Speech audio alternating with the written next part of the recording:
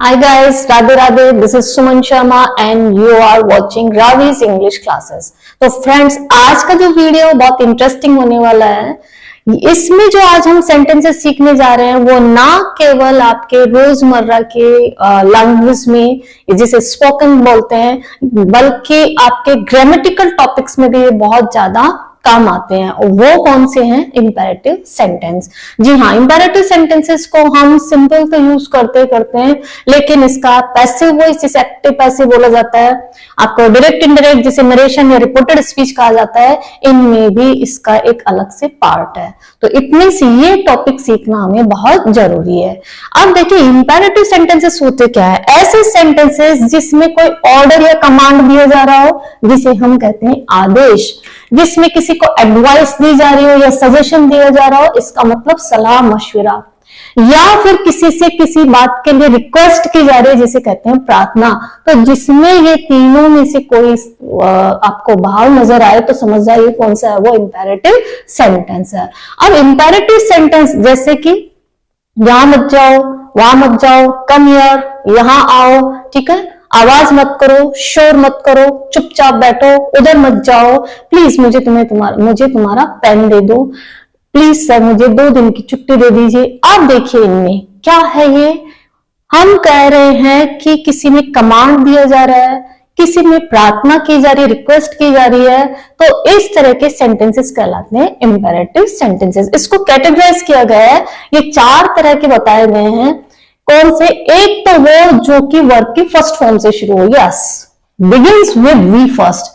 ऐसा सेंटेंस जो वर्ब की फर्स्ट फॉर्म से शुरुआत ही किससे? उसकी वर्ब की फर्स्ट फॉर्म से, तो वो होता है imperative sentence. For example, come here, go there. क्या ये कम हियर शुरुआत किससे हुआ? कम से, जो है वर्ब की फर्स्ट फॉर्म। गो देयर, वो शुरुआत ही किससे हुई सेंटेंस की? गो से, तो वो हो गया वर्ब की फर्स्ट फॉर्म। इसका मतलब ये होगा इंपेरेटिव सेंटेंस। एक होता है बिगिंस विद डू और डू नॉट, जो डू या डू नॉट से शुरू हो। डू या वर्ब, अपना काम करो। वैसे डू भी क्या है? यहां पर डू वर्ब की फर्स्ट फॉर्म, ठीक है, आपको पता है डू मेन वर्ब भी होती है और हेल्पिंग वर्ब, लेकिन हम लोग जब बात कर रहे हैं वो है मेन वर्ब की। तो डू योर वर्क, अपना काम करो। डू इट नाउ, इसको अभी के अभी करो। Do not, don't go there, do not या डोंट गो देयर, वहां मत जाओ। डोंट सिट हियर, यहां मत बैठो। तो इस तरह से ऐसे सेंटेंसेस जिनकी बिगिनिंग होती है डू या डू नॉट से, तो वो भी आते हैं आपके imperative sentences. Now third is begins with please और काइंडली। तीसरा वो होता है जो प्लीज या काइंडली से शुरू हो, या जिसमें प्लीज या काइंडली का यूज किया जाता है। फॉर एग्जांपल, प्लीज यार मुझे तेरी बुक देते, please give me your notebook या बुक। प्लीज सर, या kindly leave me for 2 days 3 days, मुझे 2 या 3 दिन का अवकाश दे। तो वो किससे स्टार्ट हो रहे हैं? प्लीज या काइंडली से। तो ये भी हो गया आपके imperative sentences. Now next one is let. या it's very important, let begin. बहुत से बच्चे हैं जिनको ये कॉन्सेप्ट क्लियर नहीं है कि लेट का यूज कहाँ किया जाता है, किस तरह से किया जाता है। तो देखिए, ऐसे सेंटेंसेस जिसमें लेट का यूज किया जाता है, स्टार्ट ही लेट से होता है, तो वो भी किसमें होता है? इंपेरेटिव सेंटेंसेस में लेट का यूज किया जाता है। जब कहते हैं, अभी बोल दे कि प्लीज यार शोर मत करो, मुझे पढ़ने दो, इसका मतलब होता है किसी काम को करने दो, मुझे पढ़ने दो, लेट मी स्टडी, उसको जाने दो, उसको सोने दो, उसे अपना काम करने दो। बोलते इस तरह के बहुत सारे सेंटेंसेस, तो ये स्टार्ट होते हैं लेट से, जो कहलाते हैं इंपेरेटिव सेंटेंसेस। आई होप कि आपको ये कॉन्सेप्ट क्लियर हो रहा है। गुड। अब देखिए, इस तरह के सेंटेंसेस में, इन चारों सेंटेंस में एक बात कॉमन आई, और वो क्या है कि चाहे चारों में से कोई सा भी हो, हमेशा वर्ब यूज करनी है फर्स्ट फॉर्म में। यस, वर्ब की बेस फॉर्म इसमें यूज की जाती है, वर्ब की फर्स्ट फॉर्म यूज की जाती है चारों में, ये इनमें कॉमन है। अब एक चीज कॉमन हो रहा है कि वो है subject. Usually there is no subject because it is always hidden. इसमें मोस्टली आपको सब्जेक्ट दिखाई नहीं देगा क्योंकि वो छिपा हुआ था। ये नहीं सब्जेक्ट होता नहीं है, होता तो है बट वो हिडन होता है। हिडन मीन्स क्या होता है? छिपा हुआ, है ना। अब देखिए, अगर जैसे यहां पर एक बच्चा बैठा, मैं कहूं कीप साइलेंट, तो उसमें किसको कह रही हूं? सामने कौन है? एक, तो भी वो क्या कहलाएगा? मेरे लिए क्या है वो? You, right. और क्लास में टीचर बोलती है कीप साइलेंट, तो there are more than one, एक से ज्यादा होते हैं वहां पर। तो वहां पर भी लेकिन क्या आया? वहां पर सब्जेक्ट क्या हुआ? यू। चुप कौन होगा? यू। काम, चुप होने का काम कौन करेगा? यू, इट मीन्स तुम। तो इस तरह सब्जेक्ट तो होते हैं बट हिडन होते हैं, मोस्टली छिपे हुए होते हैं। ठीक है, अब देखिए कुछ इसमें एग्जाम्पल से समझते हैं हम। यहां आओ, यहां आओ कहते हैं किसी को, यहां आना, यहां आओ। तो हम, हमारा प्रोसेस क्या चलेगा इसमें, क्योंकि इसमें सब्जेक्ट तो है नहीं, छिपा हुआ है। जबकि हमारा ट्रांसलेशन का, अगर आपने प्रीवियस वीडियो देखी हो तो उसमें ट्रांसलेशन का प्रोसेस क्या था कि जब भी हम किसी सेंटेंस को ट्रांसलेट करेंगे तो सबसे पहले फाइंड आउट करेंगे सब्जेक्ट फिर वर्ब। जबकि यहां तो सब्जेक्ट है ही नहीं, तो इसका मतलब हम कहां पहुंचेंगे? वर्ब पे, राइट। तो यहां काम क्या हो रहा है? काम ढूंढेंगे, सब्जेक्ट तो है नहीं, दिख नहीं रहा यहाँ पे। काम कौन सा हो रहा है? आने का, आओ। और अभी अभी हमने क्या सीखा था कि चाहे चारों में से कोई भी सेंटेंस हो, we have to use only and only base form, yes, verb की फर्स्ट फॉर्म। तो आने को क्या कहेंगे? कम। बचा क्या? यहां, कम हियर, राइट। अब बहुत ईजी है, मेरे साथ साथ आप करते जाइए। दरवाजा खोलो, यस, फटाफट बोलिए, काम क्या हो रहा है? यस, खोलने का। तो खोलने को क्या बोलते हैं? ओपन, ओपन द डोर, दरवाजा खोलो। खिड़की बंद करो, काम क्या हो रहा है? बंद करने का, शट या क्लोज विंडो। क्लियर? देखिए वर्ब की फर्स्ट फॉर्म आ रही है, नोट कीजिए इस बात को आप। और इसलिए ये स्टार्टिंग में वर्ब की फर्स्ट फॉर्म आ रही है, इसलिए क्या कहलाते हैं? इंपेरेटिव। लाइट बंद करो, बंद करो, लेकिन क्या लाइट? अगर और कुछ खिड़की दरवाजे इस तरह को बंद करने का होता तो हम शट या क्लोज यूज करते। अगर लाइट बंद करने के लिए यूज क्या करते हैं? Switch off. स्विच होता है उसमें, तो switch off the light, right. इसी तरह मेरा पेन ढूंढो, काम क्या हो रहा है? ढूंढने का। और ढूंढने को या तो आप फ्रेजल वर्ब यूज कीजिए, फाइंड आउट, राइट, या फिर सर्च, बोथ आर करेक्ट। दोनों में से कोई भी यूज कीजिए, दोनों ही करेक्ट है। फाइंड आउट क्या? Phrasal verb. तो क्या फाइंड आउट या सर्च माय पेन। मुझे एक गिलास पानी दो, दो, काम क्या हो रहा है? देने का। तो हम तो काम से शुरू करेंगे, गिव मी, मुझे दो क्या चीज? A glass of water, glass of water. Clear? तो आप देखिए सब में स्टार्टिंग में क्या आ रहा है? वर्ब की फर्स्ट फॉर्म। इसलिए ये क्या कहलाते हैं? Imperative sentence. तो ये हमारा हो गया फर्स्ट, जो वर्ब की फर्स्ट फॉर्म से शुरू होता है। आप एक बार इसका स्क्रीनशॉट लीजिए।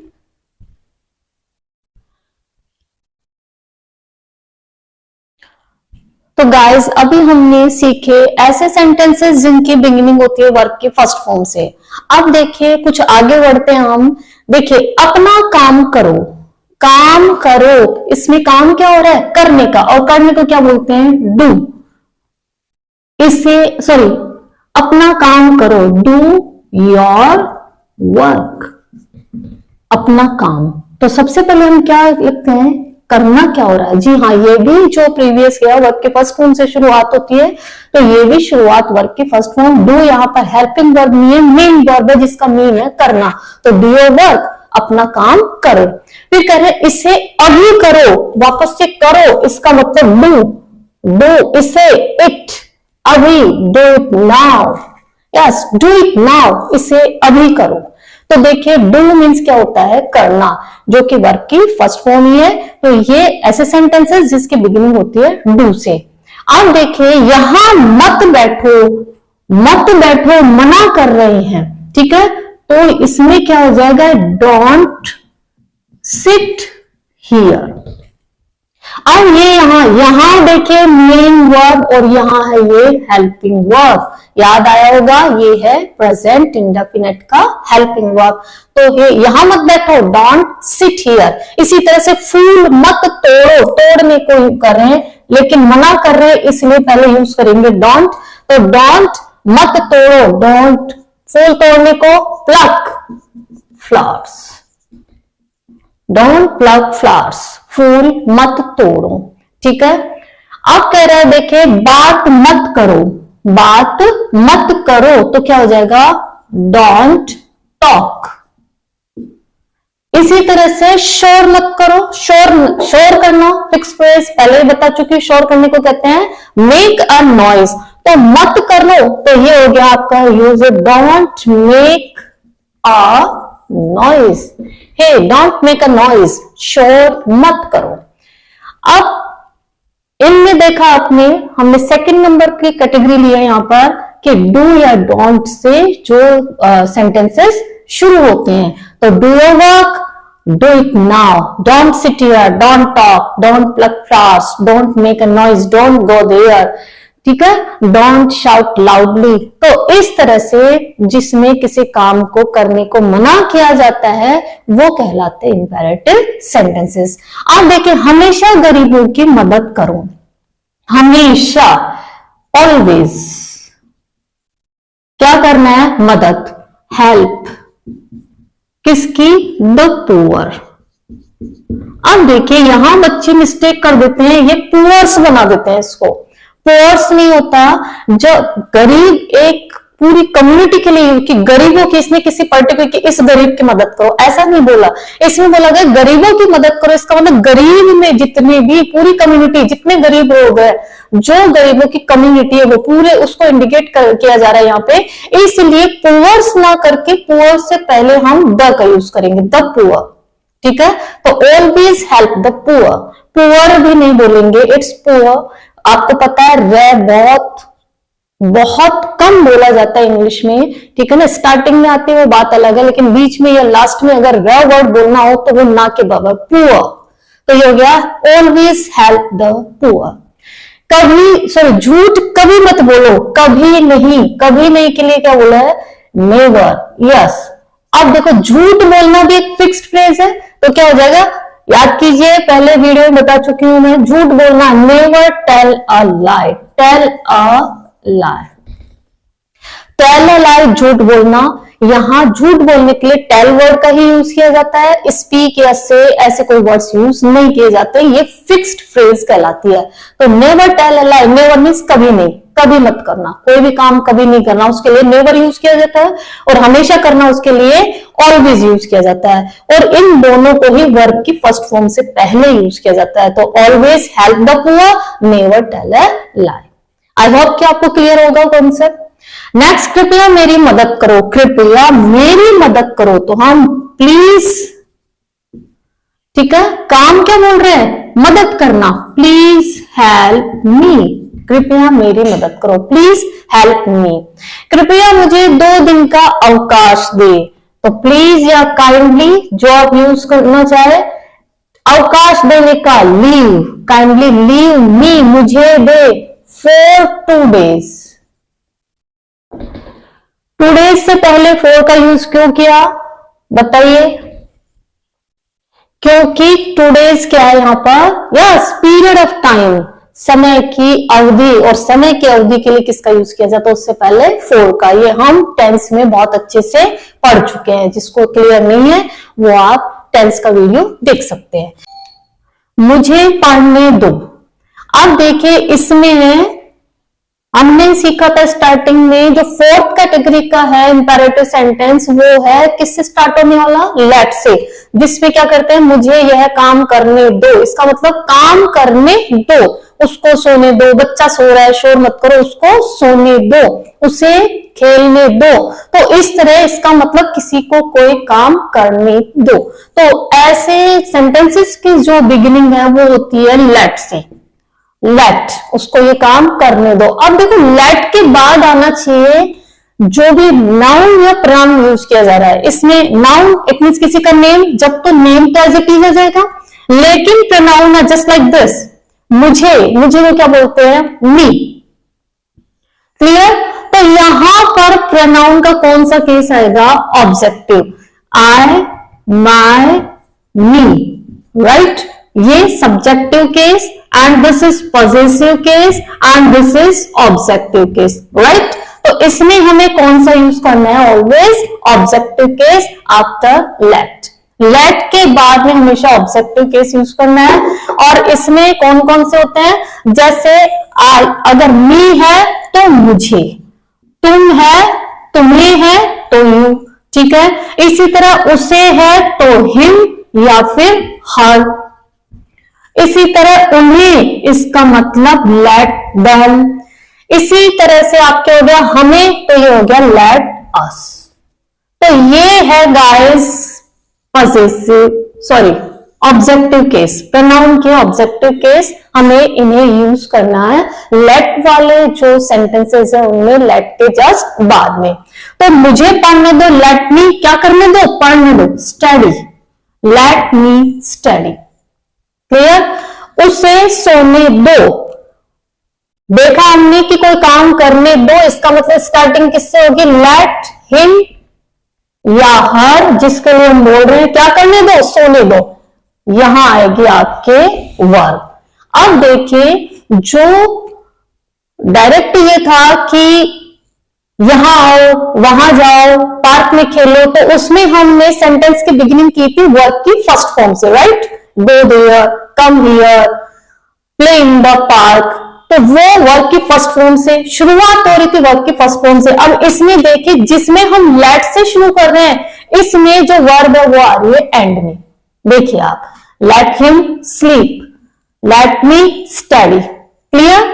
अब देखिए बच्चे को खेलने दो, यस मेरे साथ जल्दी जल्दी बोलते जाइए, किसको खेलने दो, बच्चे को, लेकिन खेलने दो तो स्टार्ट किससे होगा, लेट से, तो let the child play, let the child play, बच्चे को खेलने दो, राम को मत आने दो। अब इसमें किसी काम की मनाही हो रही है, नहीं करने के लिए बोला गया मत आने दो, राम को मत आने दो, तो लेट से ही स्टार्ट होगा, ये काम करने दो या मत करने दो, दोनों ही सिचुएशन में जो सेंटेंस की बिगिनिंग है वो होगी लेट से। तो लेट किसको, अब देखिए राम नाउन है, नेम है, तो यहां पर प्रोनाउन के बारे में सोचने की नीड ही नहीं है, हमें Ram as it is note करना है, ठीक है। Let Ram not to come, Ram को मत आने दो, लेट राम नॉट कम, नहीं नॉट टू कम, क्लियर।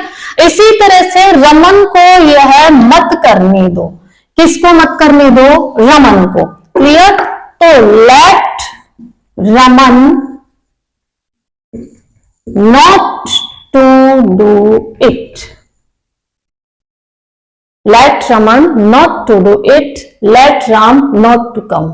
तो इस तरह से गाइस हमने ये किए इंपैरेटिव सेंटेंसेस, जिसमें चारों तरफ क्या तरह के आगे, एक वो जो वर्ब की फर्स्ट फॉर्म से शुरुआत होती है, एक वो जिनकी शुरुआत डू या डू नॉट से होती है, थर्ड नंबर का वो जिनकी बिगिनिंग होती है या किससे होती है, जिनके बिगिनिंग प्लीज या काइंडली से, जो रिक्वेस्ट के होते हैं, और नेक्स्ट एंड लास्ट है आपका लेट से शुरू जो होते हैं, जिसमें कहते हैं इस काम को करने दो या मत करने दो।